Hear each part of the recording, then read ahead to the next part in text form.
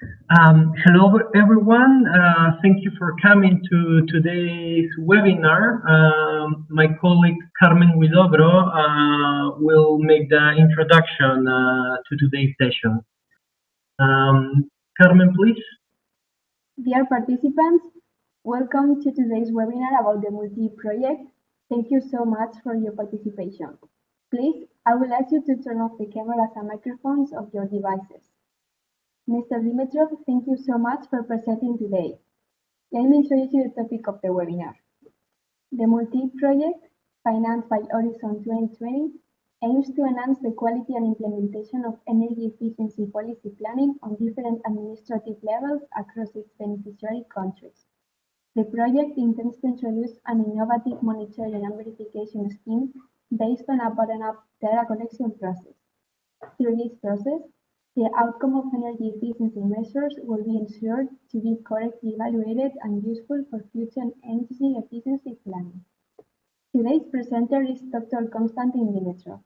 He is a co-founder of the Macedonian Center for Energy Efficiency, and he has over 45 years of professional experience in the energy efficiency and environmental protection fields. During this time, he has managed energy efficiency plans at the state and municipal levels, as well as having developed national methodologies harmonized with EU directives. Pioneer in organizing and performing energy efficiency training courses for municipalities in Macedonia, he is a certified designer and an energy expert in relation to technical diagnostics.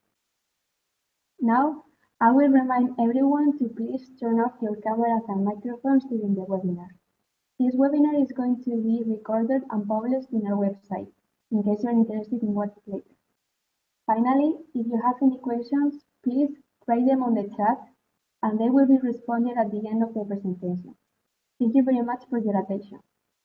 And Mr. Dimitrov, whenever you're ready, you can start. Okay, thank you. Hello to all participants to this meeting. Even we are not seeing each other, we can listen quite good, hope so. When planning the development and production of the required documents, there is a chain of steps that needs to be realized. These are the reasons for the investigation for development of various sectors, studies, analysis, the influence of overriding factors, geopolitics, climatic, as well as it is necessary to make a SWOT analysis. In order to prepare all these necessary documents, an important element is the provision and management of the necessary input data.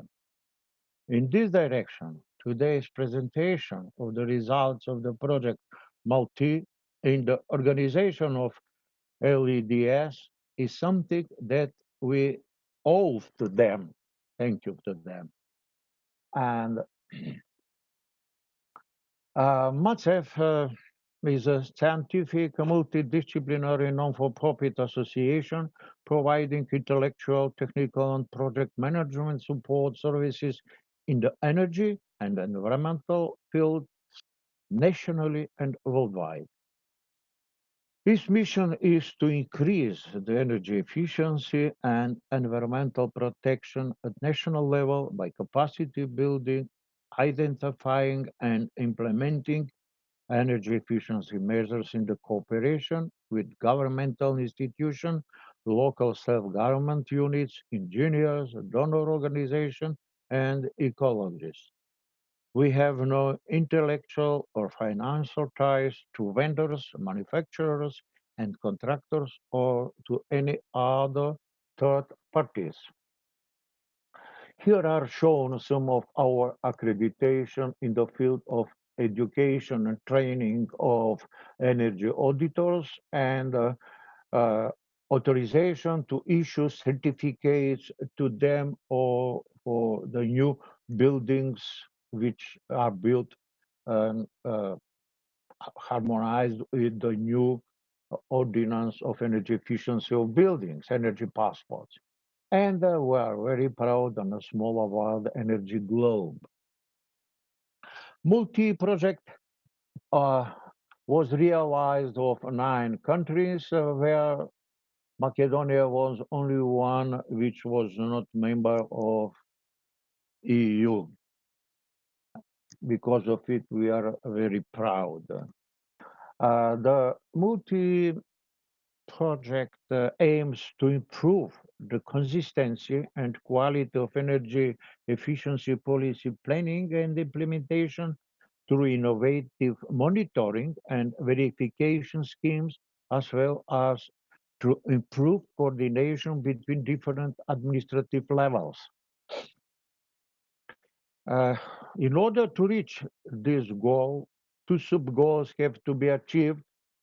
It is innovative monitoring and verification schemes, which are based on bottom-up data to ensure that the impact of energy efficiency measures is correctly evaluated and usable for the future energy efficiency planning. And improving vertical coordination between administration levels. The objective here is to exploit the full potential of the integrated M&D schemes developed in multEE and improve the overall quality of energy efficiency planning.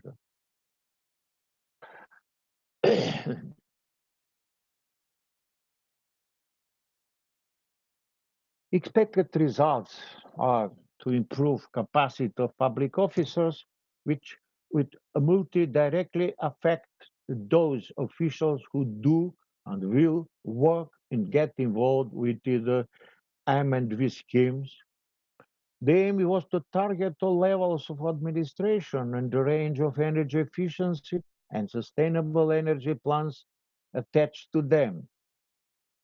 Energy savings triggers by the project, because since energy savings in project focusing on the policy level can usually not be measured directly, a specific methodology has been developed to estimate the savings triggered by the project to improve multi-level governance.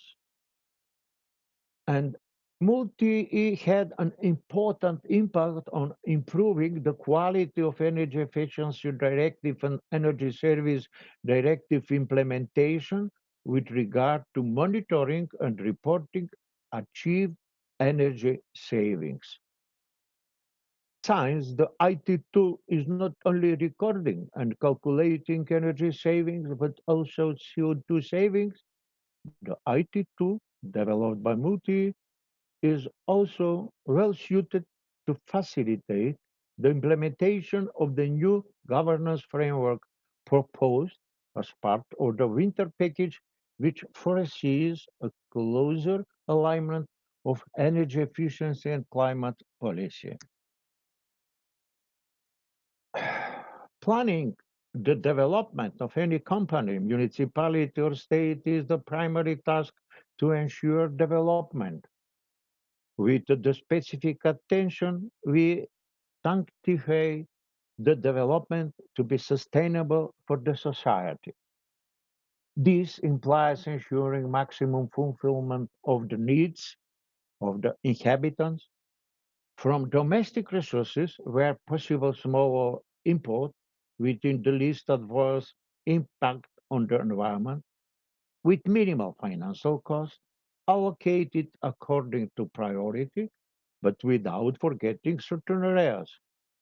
It is the start point, key issue of each strategy for development. In order to approach development planning, a large number of input information is required. Depending on the quality of that information, depends the result that we will receive. If you have the wrong input information, you cannot expect the quality product. The prepared plan will be wrong and will cause damage that will take time to compensate. 1% of wrong input data will produce, we can expect about 10% of wrong results. Accordingly, the need for availability and collection of relevant, economically justified, with high accuracy of the required input data is particularly important. This applies to all spheres of social life. Energy sector is one of the pillars on which the sustainable development of the state, the municipalities, and even the family as a unit relies. At the same time, fossil fuels are one of the dominant pollutants that dramatically affect climate change. The key elements of the planning process of the energy sector development are borne in mind in terms of energy efficiency, renewable energy sources, the construction of new energy facilities, transport and distribution networks, as well as the serious concern to environmental impact and financial capabilities.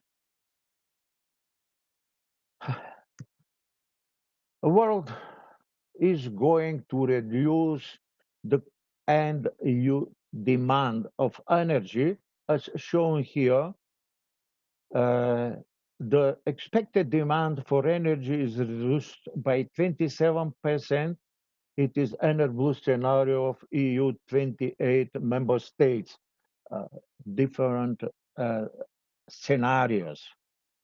At the same time, while in the developed countries, it is expected to reduce the end-use energy demand by 3%, the underdeveloped countries is expected to increase by 70%.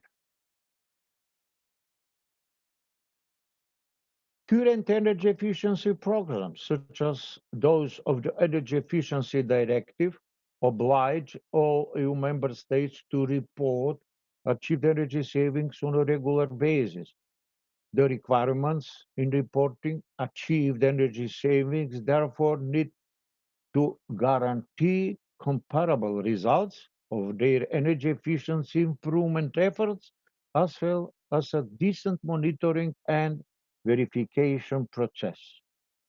These requirements can be met by having a sound data collection process which ensures the availability of significant data and enables decent monitoring and verification procedures.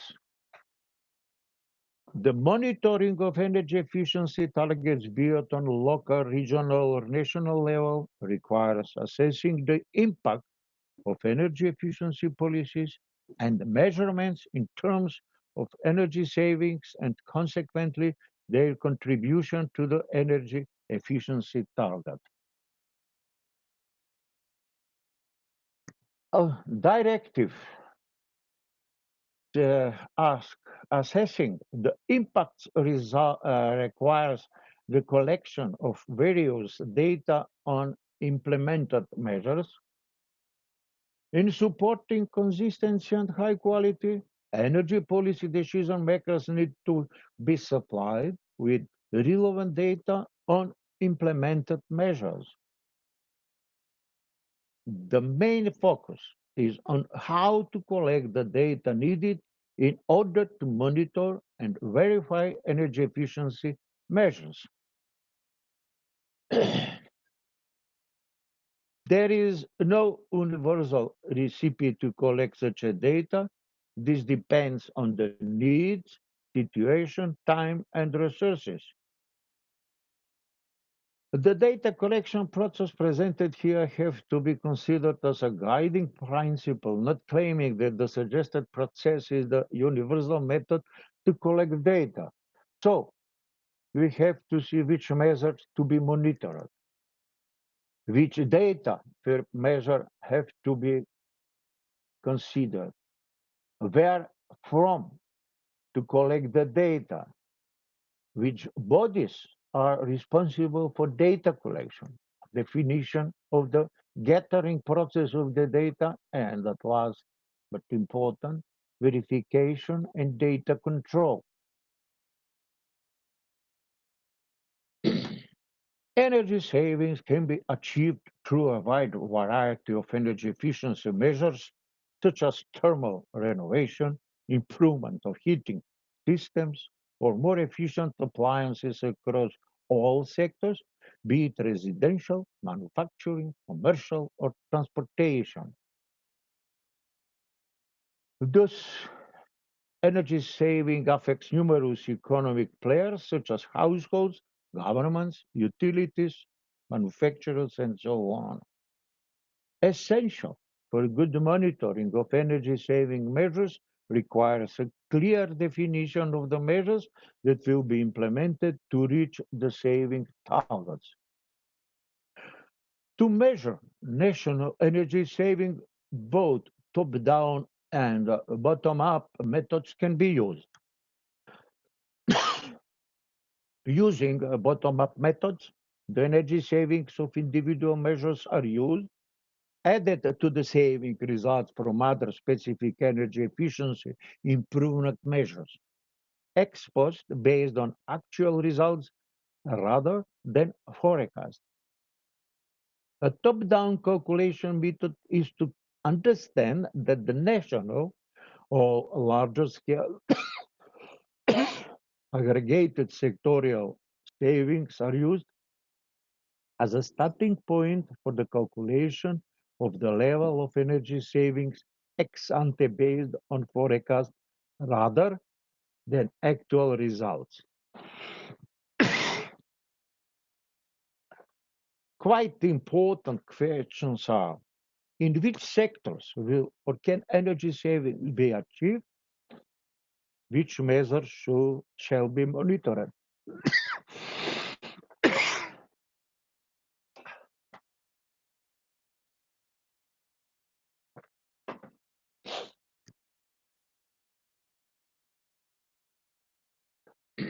The main feature of the energy savings calculation is the comparison of the state before and after the implementation of the measures. It is necessary to determine default values or specific for the specific project to be collected. In order to apply these calculation methods, country-specific calculation default values have to be defined as well to be promoted comprehensive guidance for identification of the possible default values. Here is an example of our this introduction of building codes for new residential and tertiary buildings. The method provides evaluation of annual energy saving derived from the introduction of new building codes with stricter requirements in relation to the building space heating demand and from the implementation of measures that promote the buildings that go beyond existing building codes. And here is the data which we have to take to consider. Lifetime of the measure in years, default or project specific, heated gross floor area, that is A in the equation, default or project specific, specific space heating demand of building constructed according to initial or to the new building code, default, annual use efficiency of the heating system in the building constructed according to the old or new building code. Have to pay attention that this says seasonal efficiency, not the maximal one determined by the manufacturer or supplier where from we buy our equipment. In selecting the best method for data collection, it is necessary to consider the type of information needed, the method's validity and reliability, the resources that are available, such as staff, time, and money. When collecting data, the following major quality criteria needed to be addressed: validity, whether or not the collection measures what it claims to measure; reliability, whether or not the resulting data is consistent and reproducible; fairness, whether or not the method is free from any kind of potential bias. The most frequently used methodologies can be grouped into few main categories: surveys, measuring, modeling, administrative sources. The main purposes of surveys include tracking energy use over time, evaluating the effectiveness of programs and policies, and setting energy efficiency benchmarks. Surveys need to include a representative sample, which can be expensive and time-consuming. Real-time activity can be monitored using appropriate equipment. This might also include billing and audits. Furthermore, measuring could be carried out for representative periods and extrapolated to the specific case of application. In many cases, measuring and metering can complement existing surveys or modeling procedures. Modeling simulates activities based on given patterns and data. It can be used to estimate a wide variety of information. Modeling can be used to interpolate or extrapolate information when specific data is not available. It can be expensive depending on how comprehensive and sophisticated the model is, but it could potentially be less costly than collecting data. In most countries, there is relevant data collected by administrative sources. These may be easily accessible and less expensive than surveys. Available data. Are national data sources available? Quality of the data sources, that is, statistical, climatic, specific measurements of certain institutions, and so on. What resources are available, such as stuff, time, and money? When we expect data from the local self-government, from different sectors, groups, clusters, which method will be used for data collection? Could be web-based application, written report, internet. Apart from the national data, several international data sources are available on where the relevant data might be obtained. And the International Energy Agency data sets provide, among others, data on indicators for energy supply, consumption, energy efficiency, CO2 emissions, policies and measures, and so on. Odyssey is funded by the European Commission and provide monitoring of energy consumption and efficiency trends for EU countries and Norway. MURI highlights energy efficiency policy measures, including their impact evaluation.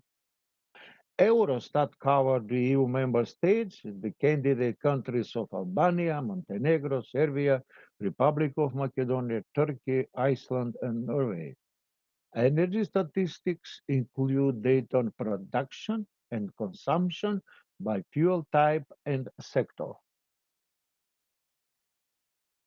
The energy efficiency policies are implemented in different end-use sectors, and more than one ministry is involved in the formulation of energy policies. The responsibilities for energy efficiency policy making and implementation are usually clearly defined between the different involved government layers. Here are some examples. Austria. The Austrian Energy Agency is the national monitoring agency selected by the Austrian Federal Ministry of Science, Research and Economy. In Croatia, the National Energy Efficiency Authority, part of the Center for Monitoring Business Activities. In Denmark, the Danish Energy Agency defines a set of monitoring and documentation methods and at the same time is responsible for controlling this. In the Republic of Macedonia, the Energy Agency is administrative authority for the monitoring and verification scheme. The State Statistical Office is the responsible body for data collection. However, For energy-related statistics, local self-governments are responsible to collect data and submit reports on the annual basis. In neighboring Greece, the Ministry of Environment and Energy, in collaboration with the Hellenic Statistical Authority, is responsible for the coordination and the implementation of the data collection process. In Latvia, the Ministry of Economics is responsible for the accurate calculation of energy savings. In the neighboring Lithuania, the Ministry of Energy is responsible for the creation and administration, to repeat, having defined important steps such as which measures need to be monitored, which kind of data is needed per measure, how to identify suitable data sources and responsible bodies. The emphasis is how to organize the optimal data collection process to collect high-quality data material. Utilization of an appropriate IT solution matching the definition of the right requirements is necessary. To use an appropriate IT solution, the following questions need to be answered. Which parties and how many are obliged or allowed to insert data into the IT application? Which values based on the bottom-up calculation methodology for energy efficiency measures and contact information need to be entered? Is a special training necessary to use the IT application? How will the data be used for reporting and evaluation? How is data privacy secured? How frequently should the data be reported? To ensure that only authorized parties insert data into the IT application, it is necessary to determine their specific person groups. Various parties should gain access to the IT application, as for example, energy suppliers or energy distributors, which are obliged to perform energy efficiency measures according to Article 7 of the Energy Efficiency Directive. Uh, this shows the importance of a legal ordinance in the respective national states based on the Energy Efficiency Directive, which defines the obligated private and public parties, the obligations and the collection of data, what are the legal aspects that need to be changed, which legal bases have to be created, and so on. Who in particular is obliged? Who needs to be involved? What is the obligation in particular? A detailed legal ordinance ensures transparency in relation to the obligations for each obliged party and the data to be transmitted. Data security is an essential topic. It IT solution deals with confidential data. Enterprises need to be sure that corporate data and the data concerning energy efficiency measures are safe. That access to the IT solution is only granted to entitled individuals. What are the relevant time periods? The reporting cycles are mainly regulated through EU legislation or national levels. Who has to report which kind of data concerning energy efficiency measures? Important issue is to provide support for all stakeholders to assure the adequate utilization regarding the reporting of energy efficiency measures. Depending on the commitment system, it might be reasonable for some countries to utilize the IT solution not only for energy efficiency measures, but also to report further data material, for example, energy audits, diplomas, and certificates from energy auditors, as is it in Croatia.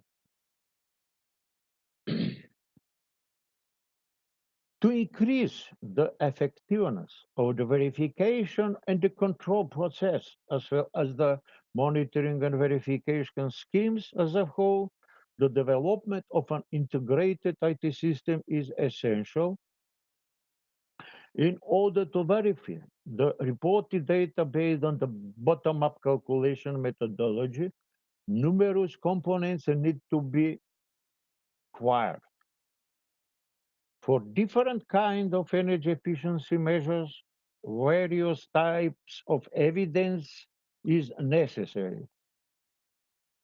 For standardized energy efficiency measures, default values are useful, determined through the relevant body or agency.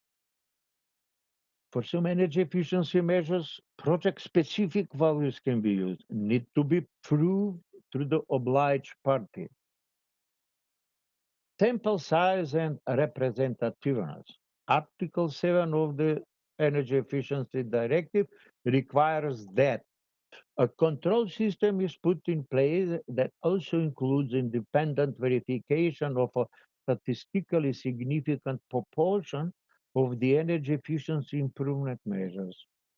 The amount of energy efficiency measures which are checked in detail is usually a percentage in the single-digit range of the energy efficiency measures reported in total.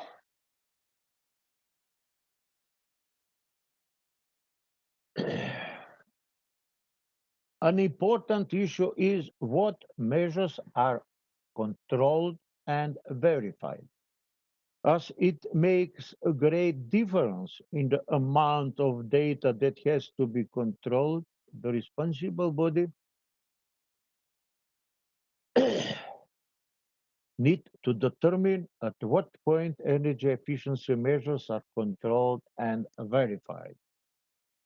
The aim of plausibility check is a rough calculation and a review of the total amount of all energy efficiency measures which are notified in the IT solution. All data indicated by obliged parties are checked by the plausibility check.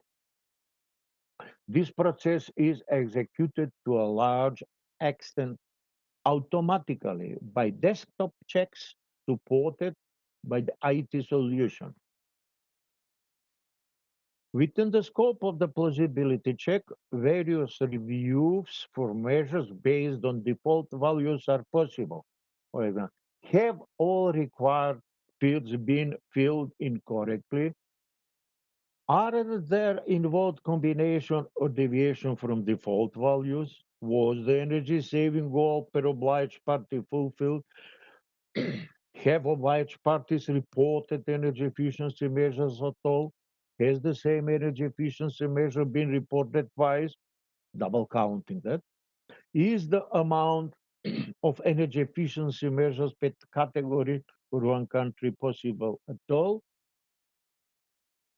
Are the values of the project-specific measures realistic?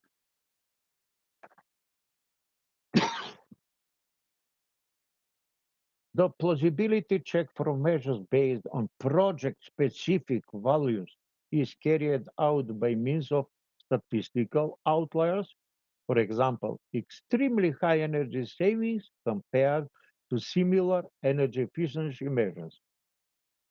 A sample of energy efficiency measures will be verified by the responsible body in depth checks, desktop checks, and occasionally by means of on-site visits.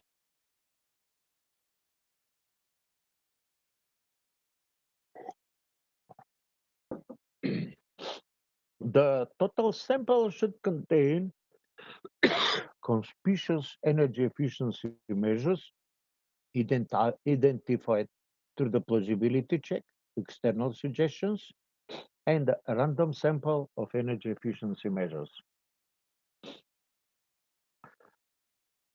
To ensure the provision of an effective and efficient control process, various resources are required as IT solution.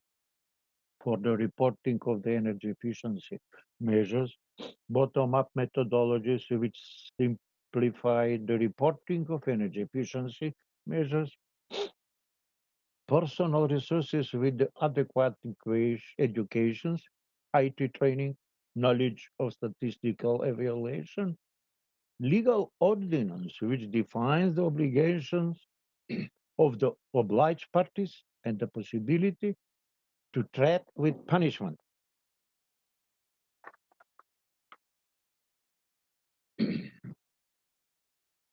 Desktop check means the detailed check of reported data as well as the verification and validation of the reported energy efficiency measures by a research associate via PC workstation in order to clarify uncertainties regarding the report of energy efficiency measures. It is advisable to grant the obliged party the possibility to transmit missing paper files on demand of the responsible body.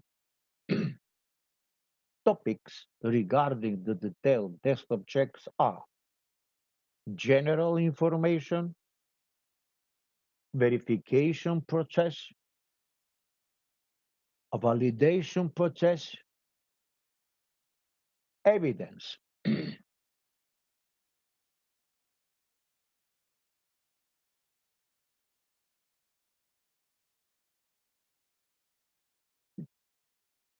To guarantee a constant control process regarding the desktop checks, a defined checking routine is required. General information, data, identification number, examiner, and so on, reason for the review, description of the review, results of the review, country-specific reviews, and check information should be double counting, yes, no, comment. The same for verification document. Verification documents inquire country-specific topics.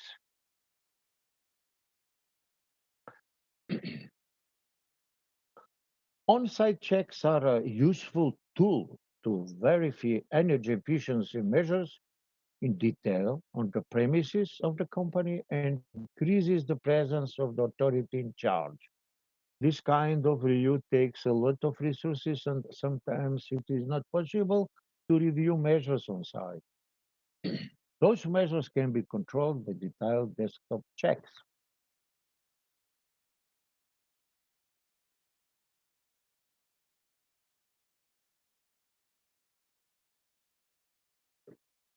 Each reported energy efficiency measure will go through a plausibility check. Each suspicious measure will be included in the sample for a detailed check. The sample for the detailed check contains externally suggested and representative randomly picked energy efficiency measures. Detailed checks are carried out by desktop checks and on-site checks. This procedure assures the efficient review of all data reported. And to summarize guiding, guiding questions for such a kind of procedure, measures to be monitored with the tool, in which sectors will or can energy savings be achieved, which measures shall be monitored, defining the required detailed data per measure to be monitored, which bottom-up methods will be used to assess the impact of single energy efficiency measures, definition of country-specific calculation values, default values for bottom-up monitoring, what data needs to be collected, available data sources. Additional data sources available, quality of the data sources, what resources are available, such as staff, time, and money, which method will be used for data collection, and to continue, responsible bodies and specific contact person for data collection, who needs to be involved, what are the legal aspects that need to be changed, which legal bases have to be created, who in particular is obliged, what is the obligation in particular, what are the relevant time periods, who has to report which kind of data concerning energy efficiency measures. Here I'll show you how we prepare all those questions in a simple Excel format. Here is shown as a picture that here is a bottom-up formula, and here on the right are necessary data to be collected. And all of we are talking about during this presentation, the default values require data for collection of reliable data sources, staff, time, money, method used for data collection, who need to be involved, legal aspect, relevant bodies, relevant time period, monitoring body, how is data privacy secured, and here are shown who is responsible for it. Additionally, here is shown in Excel how we can calculate the total final energy savings. And we can see for this measure that we need only one data to find on site. The other are previously determined by as a default. And we prepare for our proposals abbreviation of the institutions, agencies, ministries who are responsible for collecting the data. I think that I'm going to show you a little bit more extensive how we prepare it in Excel format for the other measure. Here is room air conditioner, less than 12 kilowatt refrigeration capacity. You know that is a definition for inspection with building energy directive. And here are shown that we need to collect three different data on site: installed cooling power of the cooling system, number of room air conditioners, condition floor or air. But here on the left side are the same: default values, subsidy, required data collection, showing only the same. And here is the calculation, only three data on site, the other are default. And again, abbreviation, which are similar: Energy Agency, Minister of Economy, State Statistical Office, and so on. As I mentioned in advance, it is not the only possible solution for the process of data gathering. Only some proposal or to help if anybody need to prepare such for the country or for the company and so on. So we have determined for different measures how to collect, who is responsible, and different data necessary, and so on. At last, thank you, my dear participants. Now we can continue communication. Mr. Dimitrov, thank you very much for your presentation. We already have a couple of questions, so I will read them to you so you can reply to them. The first question is the following. Energy savings results depend on the baseline definition, for example, frozen technology, autonomous development, etc. Are there any recommendations for selecting the most robust baselines?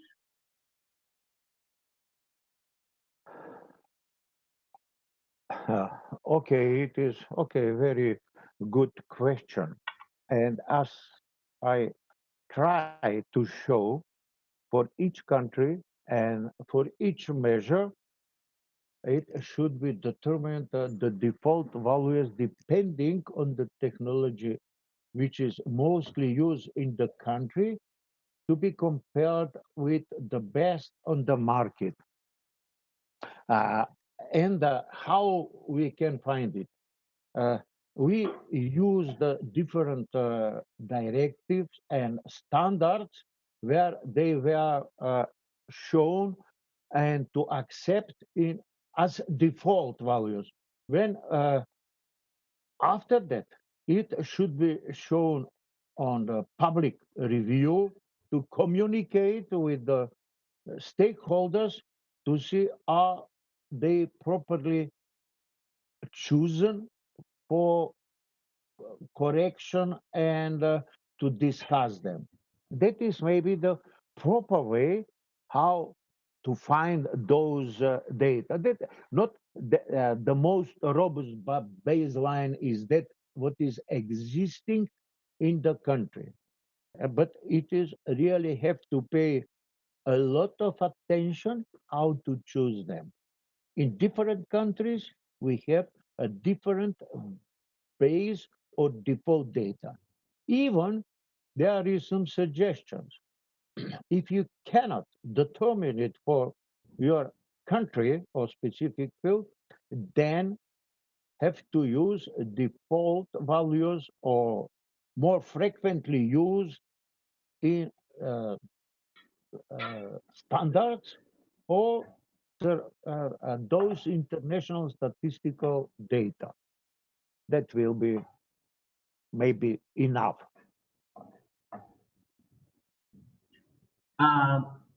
Okay, thank you very much. The next question, Mr. Dimitrov, is the following. Are there any quick methods to spot double counting of energy saving results? For example, efficiency improvements on the supply side, in district heating and on the demand side, or for example, in building? Are there any quick methods to spot double counting of energy saving results?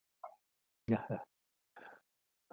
There is no really such a quick method for double counting, and it depends where are you collecting the data. If there is a responsible institution, where are they collected? And then is an opportunity to accept a check of the data, desktop check, when you have determined default values, and then to see where from the data are arriving. Are they, because the responsibility of the suppliers of energy, energy service companies, are obliged, for example, in Macedon, to send the data to Ministry of Economy and to Energy Agency. They have to check are there an possibility to calculate twice those energy savings. Even till now, we cannot found during preparation of our strategical plans double counting of significant values. It is possible to be controlled, but of course, there should a person who understand the subject and can control. It is necessary to have some previous education and training in this field, not quick method. Perfect. Well, there's a third question that I think it should relate more to communicating via email. This presentation, including the final slides in which Mr. Dimitrov was showing a part of the Excel templates, will be in our website, but Sergio, regarding the sharing the template, I think it would be advisable to better communicate with Mr. Dimitrov via email. We have another question, Mr. Dimitrov, is the following. In the methodology or calculation, can it be introduced some well-known measures and the effect they give in energy savings? This in order so that we will know approximately in which ranges these changes can be. Can it be introduced in the methodology? I am just thinking how to say. You see, our Excel template is now is on a public. Everybody can use it because it is nothing special. There are information, but the default values are specific for Macedonia. You have to prepare the default values, the second table, for the country specific. I think there for Romania or Sergio, oh no, excuse me. So you can use this template, it is Excel as you like it, and we prepare 10 measures for from 44 developed during this multEE project. I think it is not only the property of the team, multi, but it is property of the European Union and it is a public document. I'm not quite sure. I believe it is a really, everybody can use it. Even I think I'm not quite sure that our colleagues from the other countries prepare such a Excel uh, table with all requirements. There were listed all requirements, so everybody can do it for themselves. That is the first question. But the next one, because we have the different measures, it is the next question, or very, very different in different countries. For example, we developed 44 cases, 44 different equations for different saving measures. But there are exist maybe more.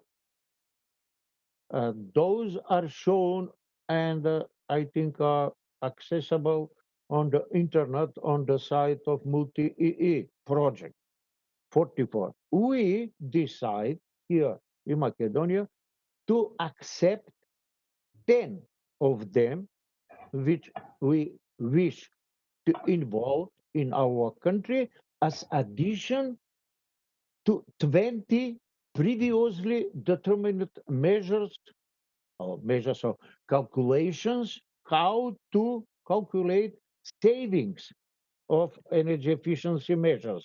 So we'll have 30 different measures.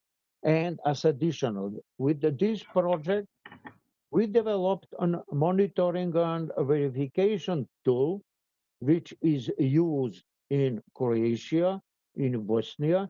Now we put it, it is a web-based IT tool for with those equations in it, which is really make easy the work of energy agency when receiving data, putting in those and doing plausibility check of all measures which arrive to them as information, partially as a written document, partially as a web-based information. So comparing those data was the task of the project. If we use the same calculation method for each measure, then we can compare what are results here with our neighbors in Bulgaria, Croatia, Greece, all over the Europe, and to collect the data at least. The comparing energy, this depends. As you know, we compare energy and demand as a primary energy. It is the direction how to compare them on the comparable level, because electricity and heating energy are a little bit different. I have also heating and electrical energy, mechanical, to compare only with as a primary energy. And from different sources, it is again fossil or renewable. you know, there are different calculation of the factor how to calculate primary energy.